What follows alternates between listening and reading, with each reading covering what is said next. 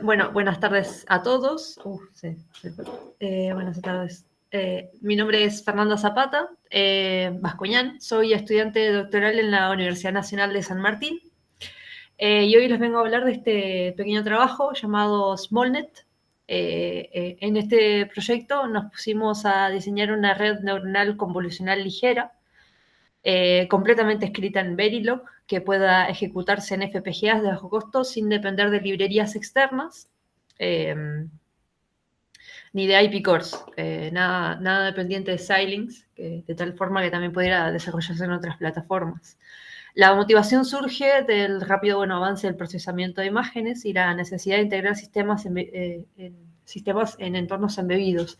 En este caso, la idea es utilizar esta red convolucional, porque bueno, más allá de que sea una capa convolucional, va a migrar, digamos, va a evolucionar hacia una red neuronal, y la idea es poder implementarla ya en otro tipo de plataformas, quizás no necesariamente en FPGAs.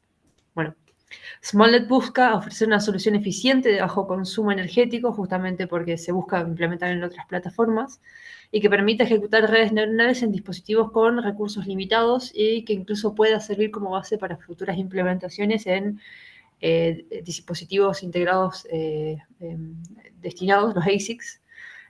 Así que bueno, en la presentación de hoy les voy a mostrar más o menos cuál fue el pipeline, el desarrollo, digamos, la validación y el testeo en una pequeña FPGA.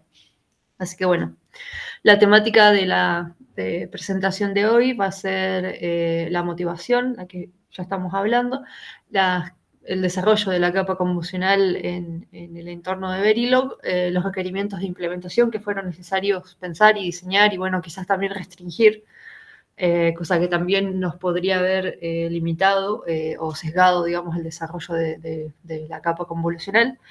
¿Cómo surge SmallNet? ¿Cuáles, digamos, son las características de esta red? Implementación, el testeo y la validación, que en este caso se desarrolló en esta pequeña FPGA llamada Cora Z7. A ver, sí, ahí está. Acá está. Cora Z7 está acá arriba.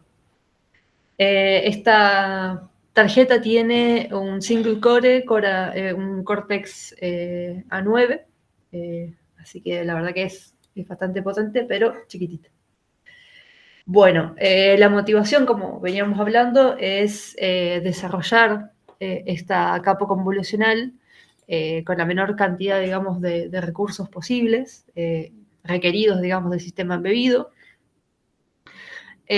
Normalmente este tipo de redes, sobre todo en el caso de Xilinx en la plataforma, se utiliza por medio de MATLAB y VTIS, que ya tiene un desarrollo ahí entrelazado entre ambas plataformas, pero esto requiere sí o sí de una IP core que no siempre son accesibles para todas las personas, incluso, digamos, es necesario pagar para poder acceder a este tipo de capas, de implementaciones y de soluciones. Además, muchas veces necesitamos tener una implementación previa en hardware antes de llevar a la red, antes de llevar e implementar esta red en otras plataformas más complejas.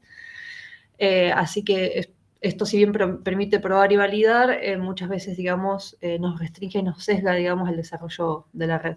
Por eso el objetivo en este trabajo fue implementar una red convolucional, pequeña, chiquitita, mínima en FPGA, usando solo Verilog, sin IP cores, para el desarrollo de la capa convolucional. Si bien se utilizaron IP cores para poder validar, eso más adelante lo vamos a mostrar, pero es solamente para poder ver y analizar si la red estaba realmente respondiendo como nosotros queríamos.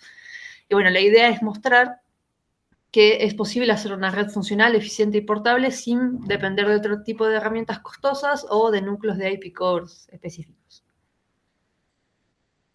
Bueno, antes de entrar en detalles de SmallNet, quiero explicar más o menos cómo se implementó la ventana en el hardware, o sea, al menos cómo se implementó la ecuación de la capa convolucional con, digamos, diferentes desarrollos, digamos, diferentes implementaciones de cada uno de estos operandos matemáticos. Primero usamos registros VRAM para almacenar los píxeles de entrada. Con esto, un módulo de línea buffer arma la ventana de tamaño K por K, que se va desplazando por la imagen, Cada píxel dentro de una ventana se multiplica por su peso correspondiente y luego todos los productos se suman en cascada usando un acumulador MAC, o sea, una multiplicación seguida de una acumulación.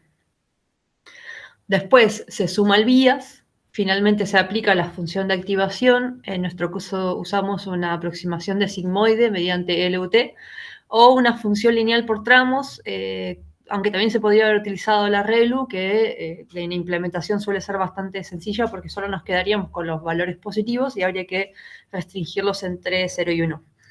Pero bueno, también eso lo abordamos de una forma muy específica porque ocupamos para validar todo esto el tan conocido dataset de MNIST, que vamos a hablar en un poquito. Para que todo esto funcione de manera ordenada, bueno, también implementamos una máquina de estados finita, una FSM, para justamente el control, aunque también en cada uno de los módulos implementábamos los bits de validación como para poder sí o sí concatenar los procesos y ejecutarlos en el menor tiempo posible. En el caso de la Max Pooling, que también la utilizamos muchísimo, el destino y la motivación de utilizar la Max Pooling fue deliberadamente disminuir la cantidad de parámetros que íbamos a tener para procesar. Así, a medida que avanzaban las capas o a medida que íbamos implementando las capas, lo que hacíamos era quedarnos con valores representativos de los datos que estábamos tratando de analizar, pero cada vez en menor cantidad. Si era posible decrementarlo, digamos, de forma exponencial, también se buscaba eso, obviamente sin perder la precisión del modelo. Así que después de la capa de convolución, lo siguiente fue implementar la Max Pooling, que es básicamente como reducimos el tamaño de la imagen mientras mantenemos lo más importante. En hardware esto también se hace con registros o buffers. La ventana de Max Pooling, por ejemplo, de 2x2 se mueve por la matriz de activaciones generadas por la convolución. Cada vez que la ventana se llena, comparamos con los valores dentro y guardamos solo el mayor. En este caso fue una Max Pooling, no una Average Pooling, que podríamos habernos quedado con los valores medios, pero la idea era justamente quedarnos solo con el valor mayor. Este valor pasa a la siguiente etapa mientras los demás se descartan. De esa forma, justamente en esta implementación, también por máquina de estados, para poder concatenar todo y tener un flujo, digamos, correcto en la implementación, nos quedamos solo con los valores más importantes de, en este caso, la imagen, porque vamos a estar trabajando con una implementación de 2 dimensiones. Oh, perdón, me quedé colgado. De 2 dimensiones. Perdón, me estaba quedando ok, perfecto, sí, con los valores de la otra diapositiva, disculpe. Bien. Requerimientos de implementación. Ok, hasta acá la implementación podría ser puramente teórica, pero la idea sería ahora entonces, ¿con qué valido o testeo el entorno de la red? Que en este caso implementamos por medio del dataset de MNIST, así que lo que hicimos fue quedarnos con una capa de 984 valores de entrada, así lo que hacíamos era ingresar los valores de cada una de estas imágenes, que recordemos que son 28 por 28 píxeles. ¿Cuál era el propósito? O sea, ¿qué es lo que íbamos a implementar? Si iba a ser depuración, si iba a ser clasificación, pero en este caso, como nos estamos queriendo quedar con una capa convolucional o una red convolucional lo más pequeña posible, eso se decantaba fácilmente en una clasificación. Cómo tratar los datos en Xilinx, cómo se limita la implementación por cualquiera, digamos, de los medios en los que vamos a tratar los datos, y si solo lo realizamos para este tipo de sistema, lo cual no era lo deseable. Así que lo que hicimos fue procesar todos estos valores, todas estas imágenes a diferentes implementaciones, y lo que hicimos fue entrenar todo esto en Keras, y nos quedamos solo con los valores, los pesos y los vías de cada una de estas capas. ¿Cómo se usó el test bench? ¿Qué uso en el test bench? ¿Cómo hago las validaciones en hardware? ¿Qué sistema uso con o sin punto flotante? Todo esto lo desarrollamos paso a paso y nos quedamos solo con algunas implementaciones, y podríamos haber intentado otras, pero lo vamos a seguir discutiendo. En este caso, SmallNet, nos quedamos justamente con una red, una arquitectura de red, que lo que hiciera fue tomar los valores de entrada, los píxeles, los 984 valores que vamos a tener si los colocamos en paralelo, y lo que hicimos fue disminuir por medio de Max Pooling, así que lo que hicimos fue implementar una capa convolucional, de filtro de 2x2. Eso quiere decir que por cada imagen voy a estar mirando 4 píxeles y de esos 4 píxeles los voy a ir procesando por medio del filtrado de la capa de convolución. Después con max pooling también de esa misma dimensión, de esos 4 píxeles me voy a quedar con 1. Así que lo que voy a hacer es ir disminuyendo en 4 valores, en dimensión 4, digamos, los valores de la capa de entrada. Para el caso de SmallNet, primero la implementación se realizó puramente en Keras, en TensorFlow. Y lo que se ve acá justamente son las funciones de pérdida y las funciones de validación para el caso de esta capa convolucional. Se utilizó un optimizador ADAM, una pérdida categórica de cross-entropía, como es común usar en este tipo de métricas que son de clasificación. En este caso de 10 neuronas nos quedaba al final, Denslayer de 10 y un max finder para encontrar el valor máximo. Y lo que hicimos fue, bueno, hacer un batch bastante chiquito de 5, o sea, un batch 664 y unas 5 épocas. Para estas, digamos, para estos hiperparámetros, obteníamos una precisión del más o menos del 97%, lo cual era como bastante óptimo, considerando, digamos, que la cantidad de parámetros que tenía era muy pequeñita, son unos al menos 514 parámetros, digamos, que hay que evaluar, digamos, y entrenar, y la verdad que es sintéticamente bastante pequeña. Así que bueno, de esta forma nos quedamos con esta net que, ser tan chiquitita, recibió el nombre de justamente SmallNet. Tenemos solo 2 capas de convolución, 2 capas de max pooling, una capa densa y un max finder. A nivel, digamos, de pesos, la mayor cantidad de pesos se la lleva justamente el SmallNet. Ahí está, SmallNet. Perdón, se lo lleva la capa densa que tiene, digamos, 10 neuronas.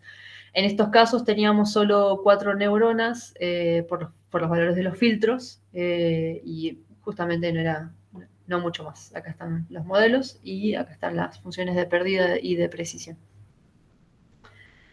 Muy bien. Bueno, entonces, los archivos obtenidos para Python o los elementos que se están utilizando justamente para validar, en este caso nos decantamos por un ancho de palabra, o sea, por el ancho, digamos, de estos vías de 32 bits. Se escogió específicamente porque vamos a utilizarlo para la arquitectura de Sync System, que está trabajando en 32 bits. En el caso de los pesos lo hicimos por una conversión en punto fijo, así que nos queda, y en complemento a 2 en el caso de que tuviéramos valores negativos, y lo implementamos en archivos.mif para luego cargarlos en el entorno de Xilinx. Lo mismo para los pesos y los vías, siguieron exactamente el mismo flujo. Y la iniciación era posible tanto por read en hexa o en bit en el caso de MIF, y permiten un almacenamiento dinámico en caso de que fuera necesario cambiar los pesos o modificar la red. Bueno, y las imágenes para clasificar nos quedamos justamente con MNIST, que es el dataset de imágenes de números en manuscrita, que están justamente con sus respectivos valores, tagueados, digamos, labeled, los valores que tienen ellos de 0 a 10, de 0 a 9, perdón. Las imágenes originales son de 28 por 28 píxeles, de 0 a 55. También tuvimos la ventaja de, o sea, el tag, digamos, el objetivo de utilizarlo solo con imágenes, digamos, en blanco y negro, de 0 a 55, para que se nos hiciera bastante sencilla la implementación. Por lo tanto, la red convolucional completa solo está trabajando con un solo canal. Eso también disminuía bastante la dificultad de la implementación. Y bueno, todos estos archivos habremos tomado 100 de estos valores justamente solo para la validación en el test bench, digamos, de Xilinx. Muy bien, entonces, test bench y validación. Convertimos las imágenes al dataset de validación, testeo a forma de EXA y alimentamos al sistema a través del DMA. Ok, estoy yendo un poquito rápido porque ya son las 24. Lo que hicimos fue ocupar justamente el Sync System y el DMA para poder pasar estos valores desde UART, o sea, desde la computadora, hacia el SmallNet, y que SmallNet nos indique, por medio de una bandera que interrumpa indicando que ya está lista la clasificación, y nos indique el valor que yo estaba obteniendo de estas señales, de estas imágenes de 28 por 28. Acá se ven justo las imágenes, una porción de las imágenes 28 por 28 en Excel. Es necesario sí o sí implementar por medio de Sync System sí o sí algún tipo de AXI Communication. En este caso nos decantamos por AXI Stream porque era muchísimo más sencillo en implementación y también para poder corroborar que los datos se estén enviando a tiempo. Lo único que tiene sí o sí es una limitación que, bueno, ahora al ver justamente el hardware vamos a hablar de eso. En hardware hicimos bastante parecido a algo del Test Bench, pero con una diferencia importante. Desde Bare Metal no utilizamos ningún tipo de FreeRTS, solo podíamos enviar imágenes una por una. Al principio puede parecer raro, pero tiene que ver con la forma en la que funciona justamente este tipo de plataformas. Para los que no se hayan trabajado con ellos, se utiliza algo llamado, bueno, Axis Stream, que básicamente es el protocolo de transmisiones de datos por el cual los módulos envían información en tiempo real. Este Axis Stream suele manejar 5 señales principales: data, valid, o sea, tdata, tvalid, tready, telas y tkeep, para que cada uno cumple, digamos, un rol importante en el handshake de la comunicación. Así que en este caso, sí o sí estábamos obligados a enviar una por una las señales, o sea, pero una por una las imágenes, y obteníamos después, por medio, digamos, de la interrupción, los valores de esta señal, de esta red. Disculpen. Así que bueno, después de convertir las imágenes e implementar este pequeño programa en Bare Metal, por medio de Word se obtuvieron los siguientes valores determinados por Small, de los cuales se pudieron concluir las siguientes precisiones. En este caso del CPU se llegaba a un 93,47%, digamos, de precisión. En el caso de la Cora, de esta, llegamos a un 80,08%, lo cual, digamos, indica que la precisión se ha perdido más o menos en un 13 o 14%. Pero la velocidad es una, digamos, de las ventajas de este tipo de sistemas, porque pasó de 560 milisegundos en Python, en Dataspell, a 109 milisegundos en cada una de las imágenes que estuvo procesando Smollett. Bueno, conclusiones o pensamientos finales. La implementación de capas convolucionales es factible utilizando operaciones de max pooling, aunque pueda resultar en downgrading de la data. Comparado con redes densas o fully connected, esta estrategia optimiza el uso de recursos de hardware al disminuir la cantidad de pesos necesarios en la red.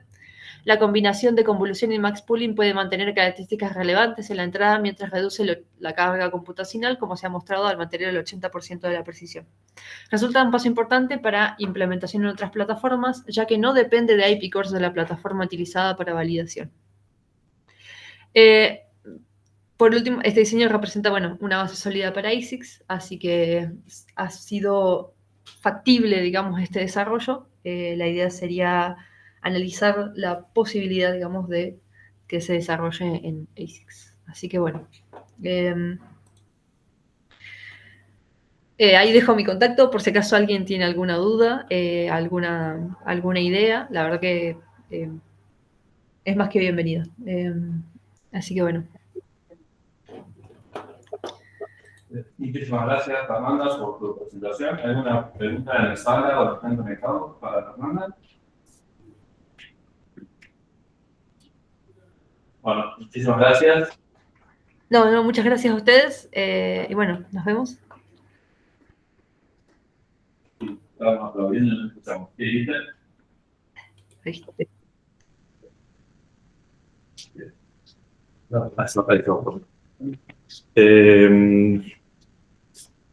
Potente está acá en Salta, ¿sos vos? Bien, pásame. Vamos. Sí. ¿Pero? Sí.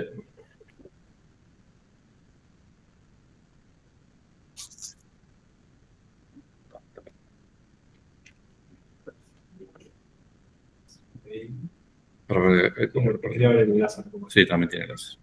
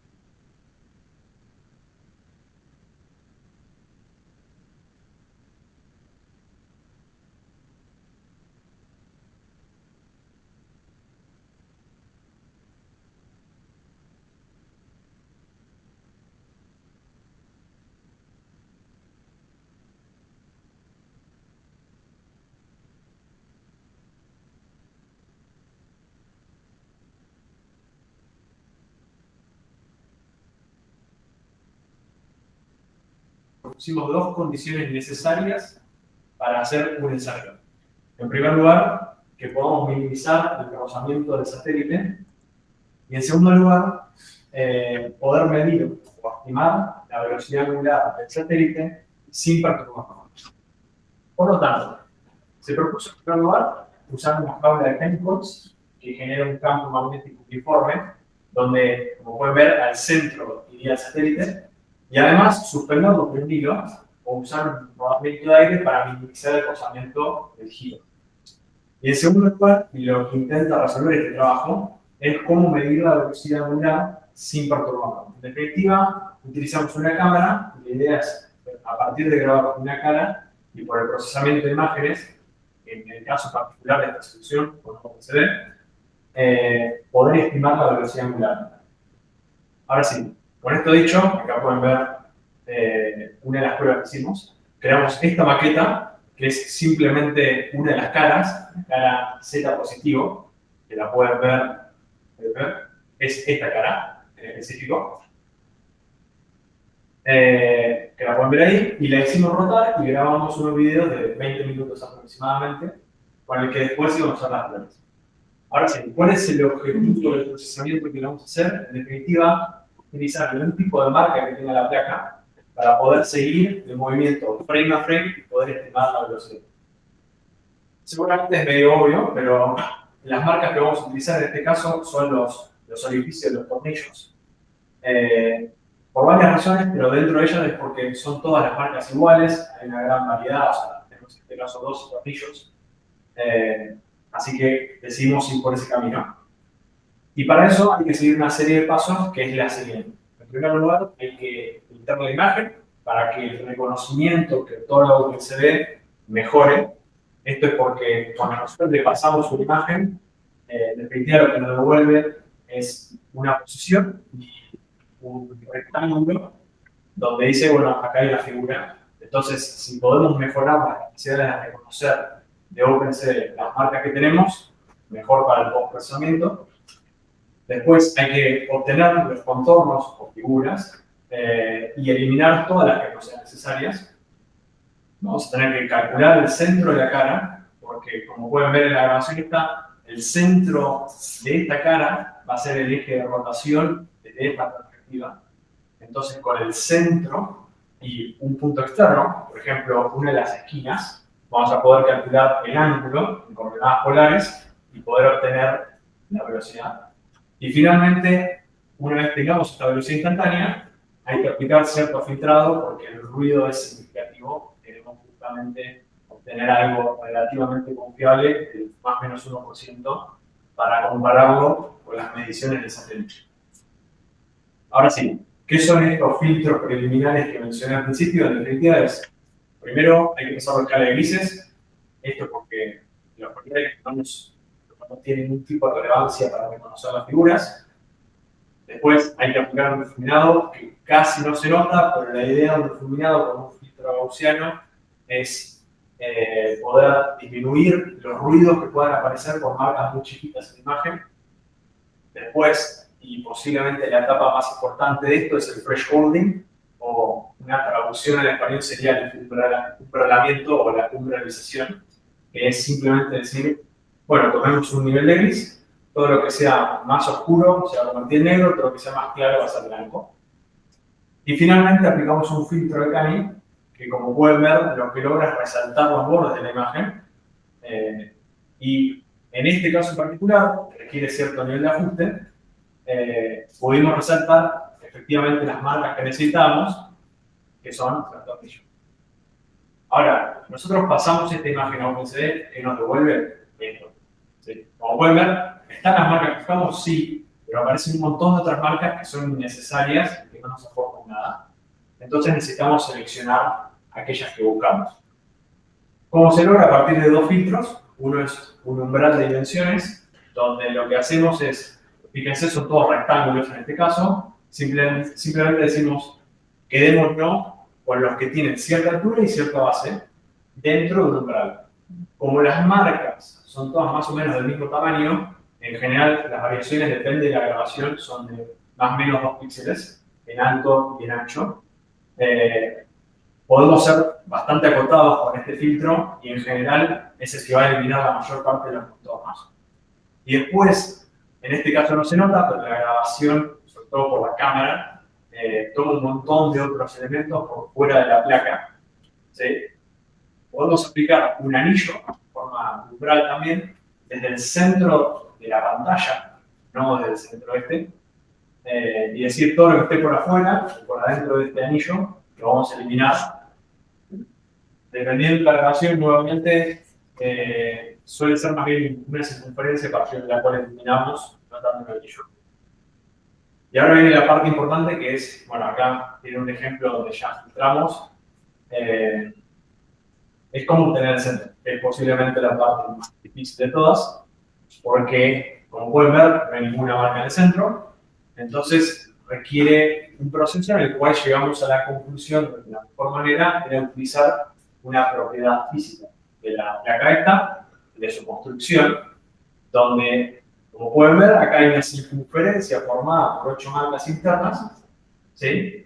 Que sabemos es concéntrica con la placa metálica, por cómo está construida. Entonces, la conclusión a la que llegamos es que la mejor forma de obtener el centro es calcular esta circunferencia, obtener sus dimensiones, obtener su centro. Ese centro, en definitiva, va a ser el de nuestra figura. Ahora, hay un problema del medio y es que no podemos diferenciar, ¿verdad?, estas marcas de las marcas externas, de los outsiders. Entonces, la forma, es más, les comento por dudas, fíjense, este punto rojo es el centro de la pantalla. Entonces, no podemos utilizarlo como un punto de referencia a partir del resto de las marcas, por eso llegamos a la conclusión del círculo. Pero para obtener este círculo, primero hay que poder obtener estos 8 puntos y decir si estas marcas corresponden al círculo que buscamos, y para eso vamos a usar un algoritmo de Ramsey, que nos permite en definitiva encontrar outsiders, que van a ser estas 4 esquinas. Entonces, aplicamos el Ramsey, ahora voy a explicar bien cómo funciona, y una vez nos quedamos con las 8 circunferencias, vamos a las 8 marcas, vamos a calcular la circunferencia con un sistema sobredeterminado. ¿Qué quiero decir con sistema sobredeterminado? En definitiva, sabemos, y esto lo pongo más como repaso, que una circunferencia se puede obtener con 3 puntos no colineales a partir de este sistema, de esta matriz, ¿verdad? Y para un sistema sobredeterminado de n puntos mayor que 3, no colineales, podemos obtener este mismo sistema, que es el mismo empleado, nada más que vamos a tener que usar la célula inversa de A para poder hacer el despeje, pero es simplemente el mismo proceso. En definitiva, lo que vamos a usar para el Ramsey es esto, y lo que vamos a usar cuando una vez que con los 8 puntos va a ser este proceso de n puntos. Ahora sí, este diagrama de flujo se ve raro, pero que ya viste un diagrama de flujo, está de costado, pero era la forma de hacerlo entrar. Este es el Ramsey, que en definitiva, ¿qué hace? Toma 3 puntos aleatorios, de todas las marcas que tenemos, toma 3 aleatorios, verifica que no sean colineales y calcula una circunferencia. Y después va a ir marca por marca, verificando si la diferencia entre el radio de la circunferencia obtenida y el radio del centro obtenido respecto a la marca es mayor o menor a cierto umbral. ¿Qué quiere decir? Volviendo acá, yo voy a poner, supongamos que queremos obtener esta circunferencia, voy a delimitar con un anillo alrededor, por arriba y por abajo, y voy a decir, todas las marcas que estén afuera del anillo son outsiders, todas las que estén adentro las cuento. Este proceso iterativo, cuando una vez pasa por todas las marcas, determina, bueno, el máximo en todas estas iteraciones que voy haciendo, el máximo de marcas que me quede es mayor o menor al máximo que ya tenía. Y una vez termino ese proceso, me quedo idealmente con 8 marcas. Para eso hay un ajuste manual en el MUO, en este límite máximo. Y si llegamos a las 8 marcas, entonces podemos determinar que tenemos esta circunferencia. Queda, obviamente, aplicar el sistema sobredeterminado y vamos a tener una imagen como esta, donde tenemos en rojo la circunferencia calculada por el RANSAC, en verde la del suelo determinado, y el centro que vamos a utilizar va a ser este punto verde ahí. Entonces, recapitulo un poco en base a lo que dije. Una vez pudimos obtener el centro, vamos a pasar a la velocidad instantánea, o en definitiva a un ángulo en el que está la figura, que eso lo vamos a lograr a partir de tomar este centro y uno de los outsiders, y vamos a medir su ángulo en coordenadas polares respecto a este nuevo centro. Entonces, pueden ver graficado, una vez calculado el ángulo en coordenadas polares, lo que vamos a calcular entre cualesquiera de dos frames es cuál es la mínima variación de ángulo o del argumento para cualquiera de las cuatro marcas, ¿sí? Y nos vamos a quedar con esa variación, ese delta de ángulo entre los dos frames, va a ser en definitiva dividido por la tasa de muestreo nuestra velocidad instantánea. Ahora, para el filtrado en sí, no vamos a utilizar la velocidad instantánea, vamos a utilizar este delta y el ángulo, porque lo que vamos a buscar ahora, lo que se logra en este método, es quedarnos con un ángulo en específico, una de estas marcas, y ir siguiéndola. Entonces, utilizamos una cascada de dos filtros, donde hacemos un promedio móvil de las últimas 15 muestras del ángulo. ¿Dónde eso? Del ángulo, acá vamos a tener un ángulo estimado de las últimas 15 muestras, y eso lo vamos a pasar por una aproximación a la derivada de diferencias finitas, que va a ser nuestra velocidad vertical. Con eso dicho, les muestro el resultado, que es este video, donde se puede ver cómo se le da el impulso y efectivamente sigue.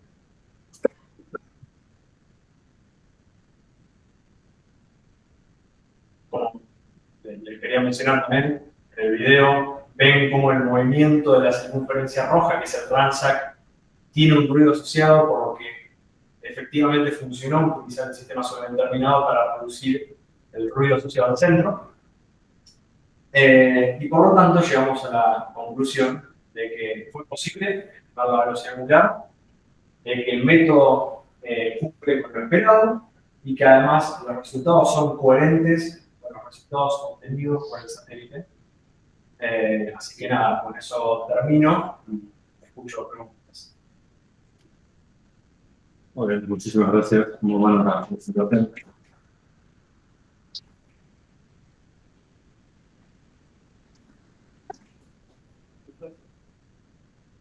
¿Por qué descartaron de los tres puntos?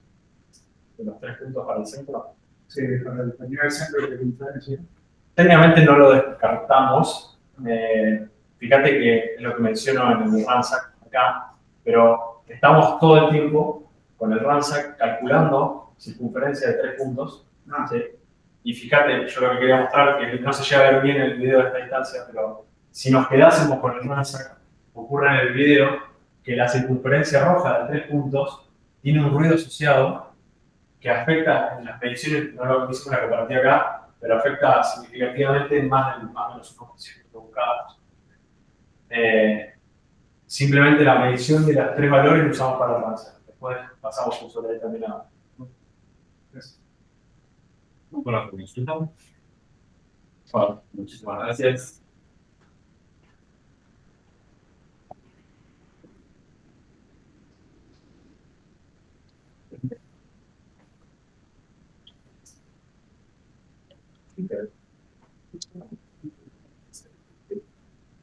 Isaías,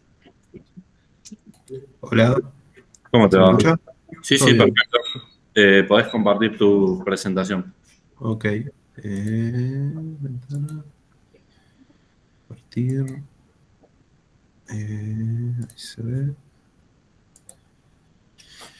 ¿Se ve bien y se escucha bien? Sí, perfecto. Ok, Corto el micrófono y la sala es tuya. buenísimo.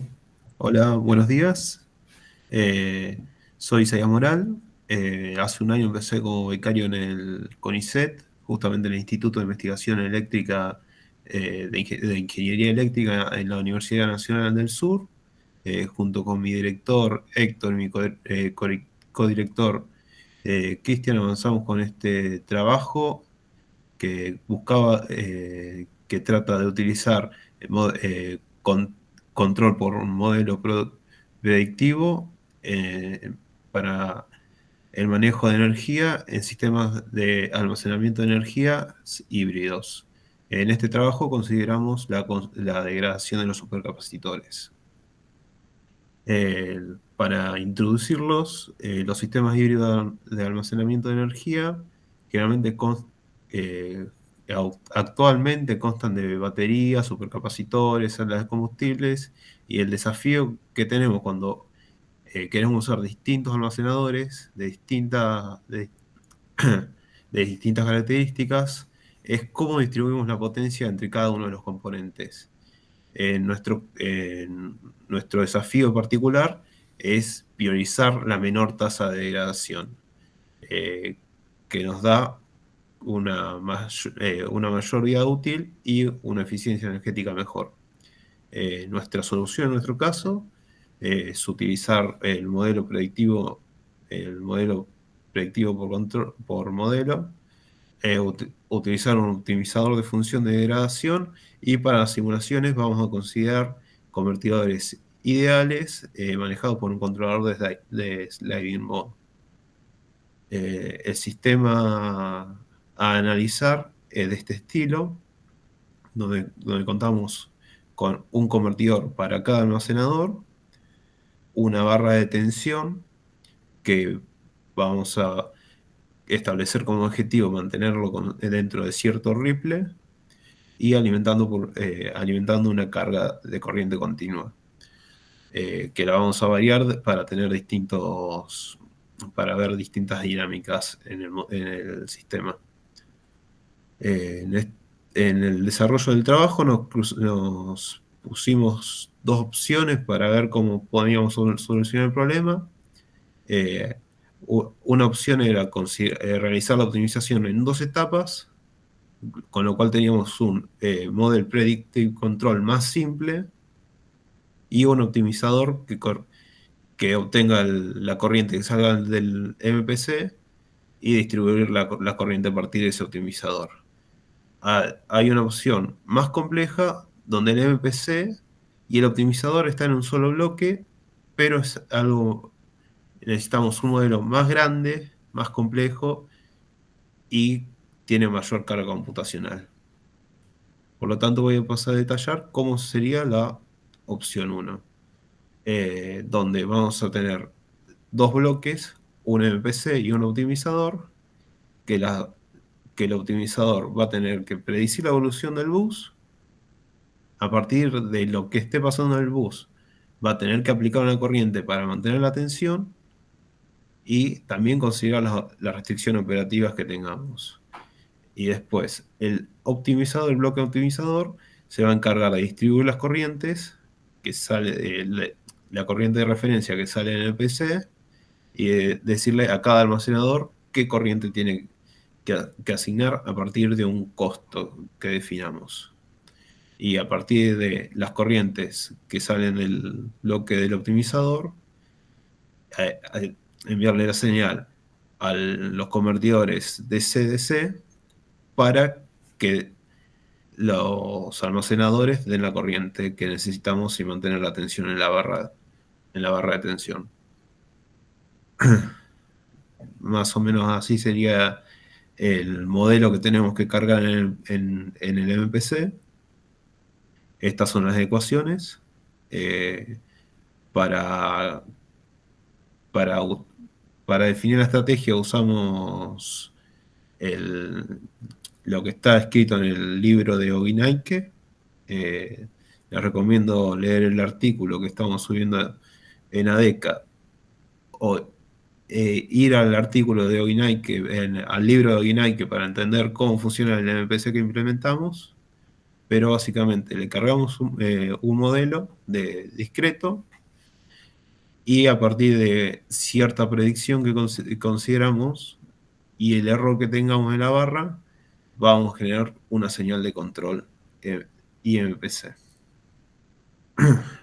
Para Para la degradación, consideramos los modelos de degradación en desarrollo que fueron propuestos por Kresniak y Kovalkov, que es esta ecuación que tiene en cuenta el tiempo de vida, y esta tiene en cuenta el tiempo de vida para una temperatura fija y una tensión fija.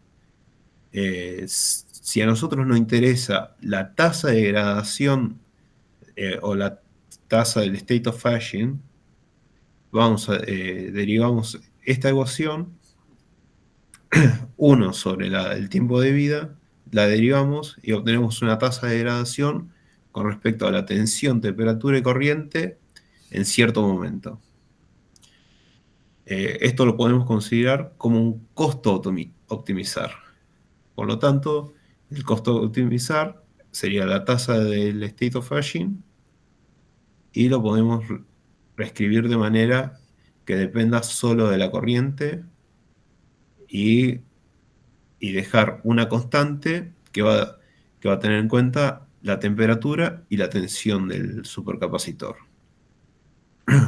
Al momento de aplicar esto en una simulación, si lo aplicamos solo vamos a tener,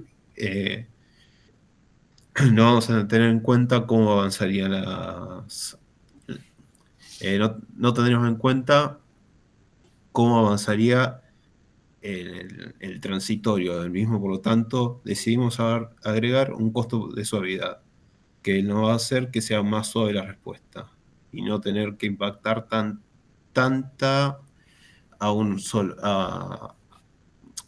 y poder decidir a qué supercapacitor le queremos impactar más o menos en el transitorio. Por lo tanto, que resultó un costo optimizar total teniendo en cuenta la degradación de 3 supercapacitores y la suavidad de cada uno, que esto es del instante anterior al siguiente. Realizamos una simulación con estos parámetros, y realizamos varias simulaciones con estos parámetros, y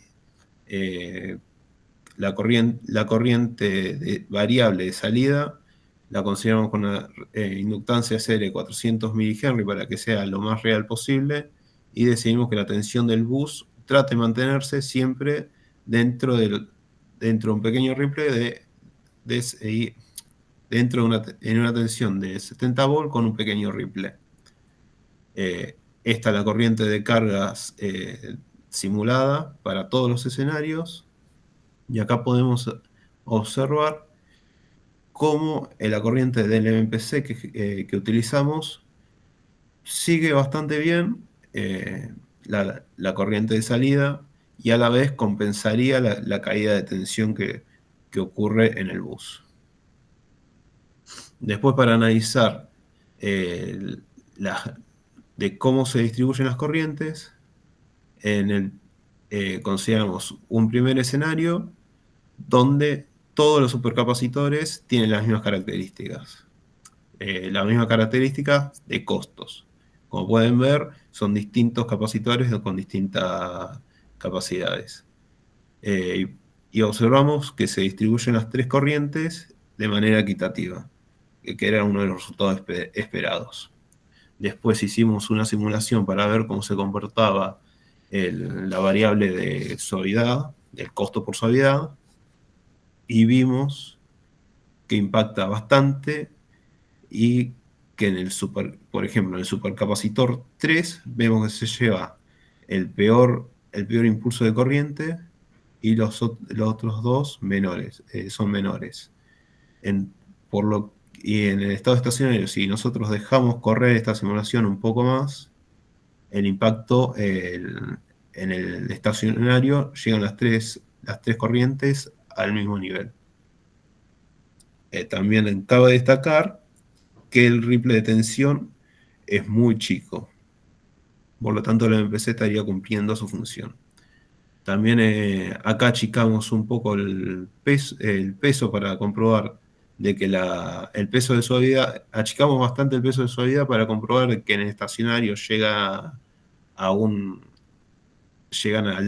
al mismo valor que si no estuviéramos considerando el costo de suavidad, y después verificamos que si hay un desbalance en el costo de degradación, llegarían a 3 estacionarios distintos. En todos los casos estaríamos teniendo una respuesta donde se optimiza la degradación de los 3 supercapacitores a la vez. También hicimos un análisis del MPC donde vimos qué tanto impacta el horizonte de predicción, tanto en el tiempo de simulación como en el error de tensión. Vimos que a mayor horizonte de predicción, más necesitaríamos más tiempo de simulación, tener más tiempo de simulación, por lo tanto aumenta la carga computacional. Pero si disminuimos el horizonte de predicción, si aumentamos mucho el horizonte de predicción, tenemos un error mucho más chico en el bus de tensión. Como pueden observarlo en la siguiente figura.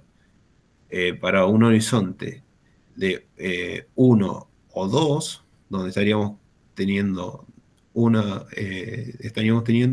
mucho error de tensión al querer alimentar una carga de 100 amperes, pero si vamos aumentando hasta un horizonte de predicción de 10, el error de tensión que tenemos es mucho menor, y ya llegando hasta 12, 15, 30 de horizonte de predicción, ya prácticamente no vemos diferencia. Por lo tanto, estaríamos gastando más costo computacional que si tenemos un horizonte de predicción de 30 que de 10.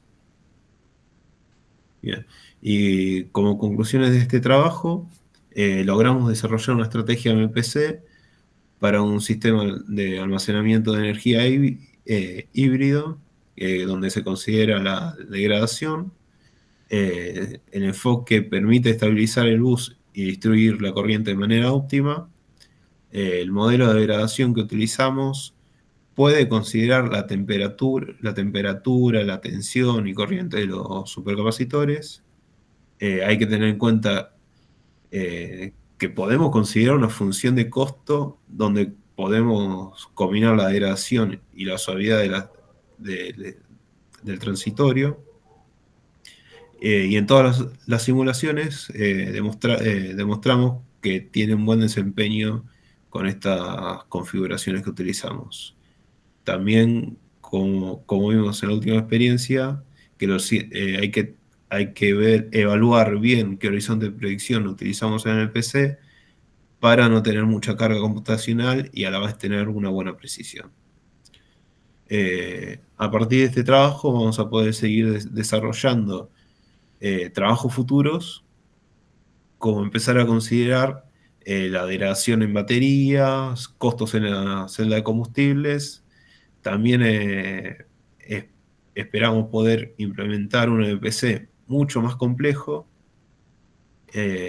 poder analizar la estabilidad de este sistema, poder implementarlo en un experimento real, ya sea desarrollando un prototipo o viendo de algún sistema que ya esté desarrollado y poder aplicar este algoritmo. ¿Sí? ¿No? ¿Se escucha un ruido? Bueno.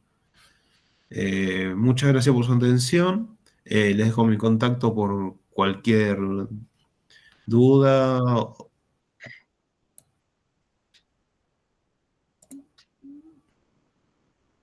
Muy bien, Isaías, muchísimas gracias por la presentación. No, gracias a ustedes. Muchas gracias por la atención. Muchas gracias a DECA por permitirme mostrar el trabajo. Y quedo a cualquier disposición. Ahí tienen mi mail por si quieren ver algo más del trabajo, o estaré disponible en su momento el artículo para que puedan ver algo más del tema. Entiendo que en una presentación no se puede mostrar todo. ¿Tienes alguna pregunta? Un fuerte aplauso para